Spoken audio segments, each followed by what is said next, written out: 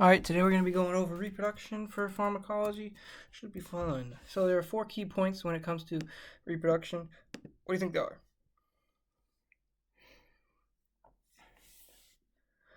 Prevent baby, keep baby in, get baby out, stop mom from bleeding. Alright, got some hormones. Estrogen, where's that produced?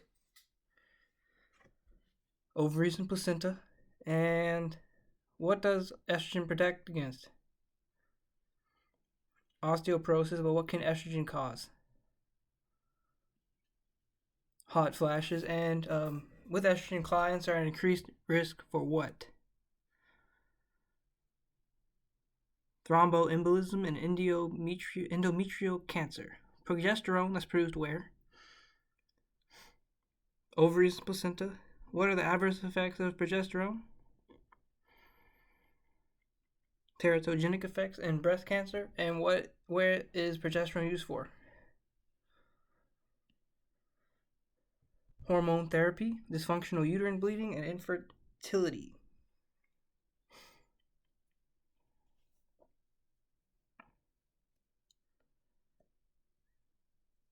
So, in order to implant the baby, you have to have progesterone, but if given in large amounts after conception, can be effects on the baby.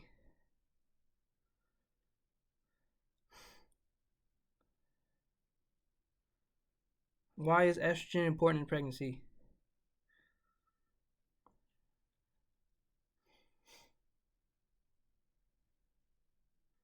Stimulates uterus blood flow and growth of the uterine muscle. And why is progesterone important?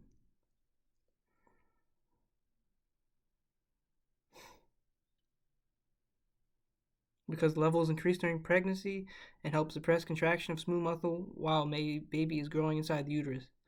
But with high levels of progesterone, what's a big side effect with it? Get that constipation. Alright, prevent babies. What do contraceptives do? They're used to inhibit ovulation. What if you use oral contraceptive? What meds in the oral contraceptives? Estrogen or progesterone combination or progesterone alone. What's in transdermal patch contraceptives? Combination hormone. What are in implant contraceptives? Progesterone only, and that's for long term. And what about injective contraceptives? Progesterone only, and that's long term too. So what are some of the serious complications of oral birth control pills?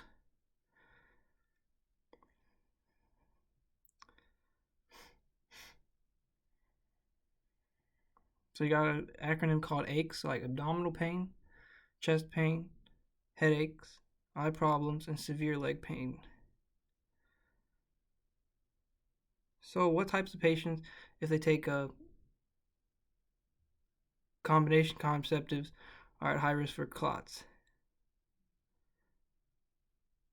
People with chronic headaches and people who continue to smoke.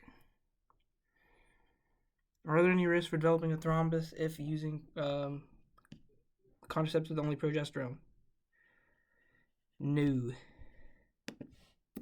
Alright, contraceptives. What meds, if taken with contraceptives, are decreased if you take them with them? Warfarin, insulin, and oral hypoglycemics. What meds decrease the effectiveness of contraceptives?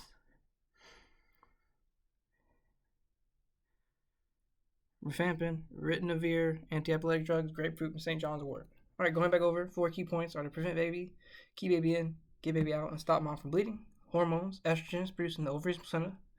Estrogen protects against osteoporosis. Estrogen can cause hot flashes, and when taking estrogen, clients are at increased risk for thromboembolism and endometrial cancer. Progesterone is produced by the ovaries and placenta.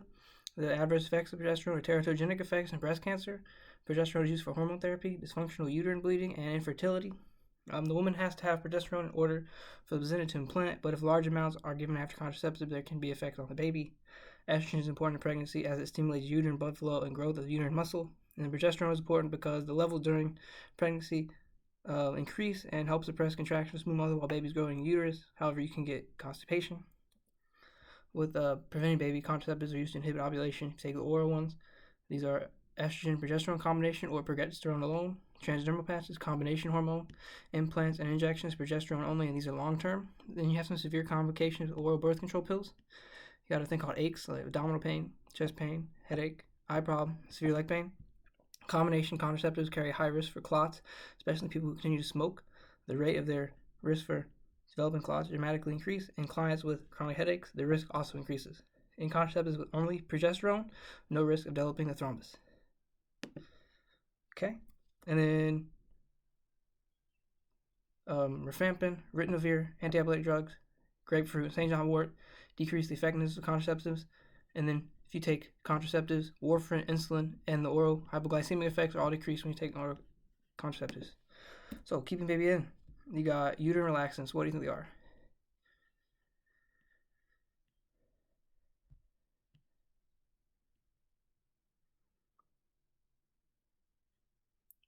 Indomethacin, NSAID, nifedipine is the calcium channel blocker, magnesium sulfate, and trebutane is an adrenergic agonist. INMT. All right, what are the meds for preterm labor?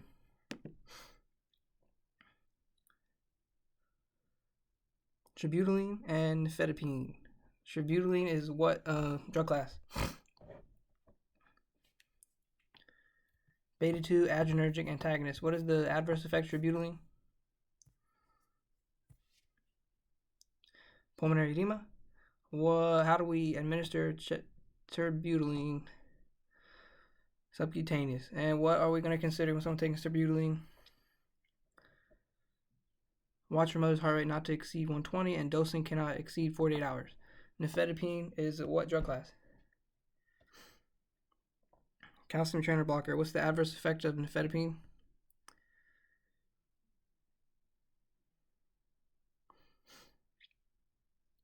Can compromise uteroplacental blood flow, so when baby is born, focus on ventilation to help restore circulation. Don't take any of these longer than 48 hours or 2 days. And nifedipine is apparently safer. Nice. What is magnesium sulfate used for?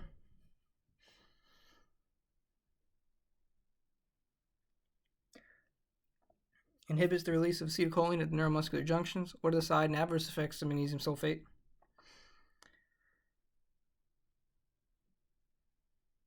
Muscle weakness, hypotension, headache, and dizziness. And what do we got to watch for in the newborn when taking magnesium sulfate? It does cross into the placenta and can cause hypotonia, which is decreased muscle tone. All right, getting the baby out. So the drugs to induce labor. Oxytocin and misoprostol. What is oxytocin used for?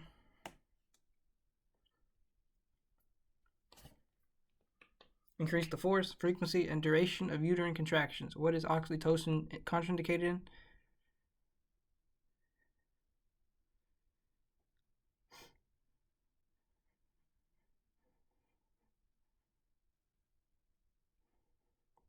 Uterine rupture, greater than 5 pregnancies, active genital herpes, fetal distress, fetal cord lapse, any placental abnormalities, and water intoxication. What is misoprostol used for?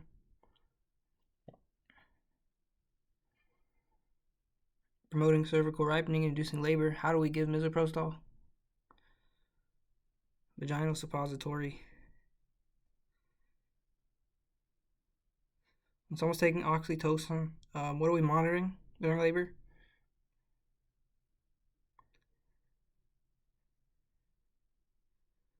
Blood pressure, heart rate, temperature, respirations, oxygen saturations, force contractions, the TOCO monitor. What could be caused when we take large doses of oxytocin? Water intoxication, so they will hold on to IV fluids and they will swell. Sometimes they take these together. All right, keeping the baby in, you got INMT, indomethacin, nifedipine, magnesium sulfate, and terbutaline, something like that. Tributaline is a beta 2 adrenergic agonist. The adverse effect of it is pulmonary edema. You give it sub-Q, and you have to watch for mother's heart rate to not exceed 120, and dosing cannot exceed 48 hours. Fetapine is a calcium channel blocker, and it can compromise utero-placental blood flow, so when baby is born, focus on ventilation to help restore circulation. Terbutaline activates beta receptors in the uterus, and this results in decrease in both the uterine contractions, frequency, and intensity to help suppress preterm labor, but is not used to prevent preterm labor. Fetapine efficiency equals that of terbutaline, but is safer. This med blocks calcium channels, resulting in decrease in the intensity and frequency of contractions, but only lasts for about 48 hours. Both of these meds decrease the activity of myosin LC kinase enzymes that are functioning in the uterus to stimulate the contractions. Magnesium sulfate is used to inhibit the release of acetylcholine at the neuromuscular junctions. The side and adverse effects are muscle weakness, hypertension, headache, and dizziness. And for the newborn, it does cross into the placenta and cause hypotonia, which is decreased muscle tone. Getting the baby out. Drugs to induce labor can be oxytocin and misoprostol. Oxytocin is used to increase the force, frequency, and duration of uterine contractions. It's contraindicated in uterine eruption, more than 5 pregnancies, active genital herpes, fetal distress, fetal cord lapse, any placental abnormalities, and water intoxication. Misoprostol is used to promote cervical ripening, induce labor, and you give it as a vinyl suppository. Oxytocin is used a lot for inductions for neonates that are post-term or people who are in labor but not progressing well. Medication causes forced contractions and is titrated by the RN to obtain desired effects. Monitoring during labor includes mother's BP, heart rate, temperature, respiration, oxygen sat, forced contraction, the TOCO monitor. The fetus is monitored for the heart rate, how they're tolerating the med and the labor as well. Water intoxication can be caused from large doses of oxytocin. The client will hold on to the IV fluids and they will swell. Misoprostol, vaginal suppository. The drug is used in some abortions to stimulate labor, then the cervix to stimulate contractions. Sometimes these are used together. Keeping mom from bleeding. Postpartum hemorrhage. Oxytocin, misoprostol, and then methylergonavine as well. Methylergonavine is the most effective uterine stimulant. What are the adverse effects of mergonavine? Hypertension, convulsions, and deaths. When is mergonavine contraindicated? When the baby is still in. How do we give mergonavine? PO, IM, IV. Mergonavine's last resort for severe hemorrhaging due to the risk of severe hypertension with this med.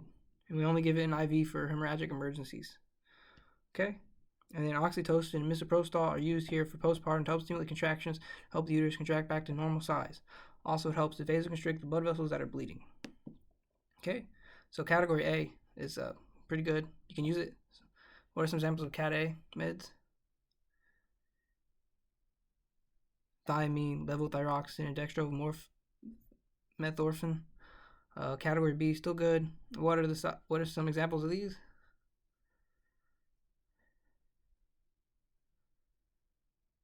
Amoxicillin, metformin, hydrochlorothiazide, metronidazole, and clindamycin.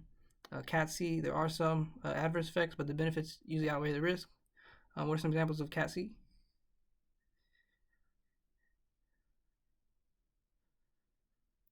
Tramadol, gabapentin, amlodipine, and trazodone.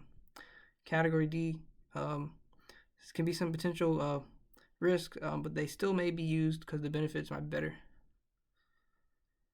What are some examples of category D?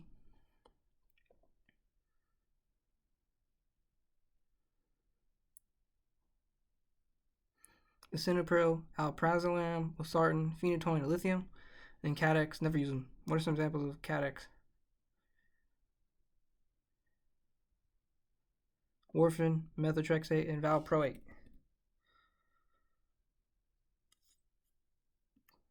So keep them on from bleeding. Postpartum hemorrhage, you got oxytocin, misoprostol, and then mergonavine, which is the most effective uterine stimulant. Got a high risk HTM, it's contraindicated while baby's still in. Adverse effects, but hypertension, convulsions, and death, and you give it PO, IM, and IV. Oxytocin and misoprostol are used here postpartum to help stimulate contractions, help the uterus contract back down to normal. Also, it helps to vasoconstrict the blood vessels that are bleeding. Watch the mother very closely after delivery for signs and symptoms of hemorrhage.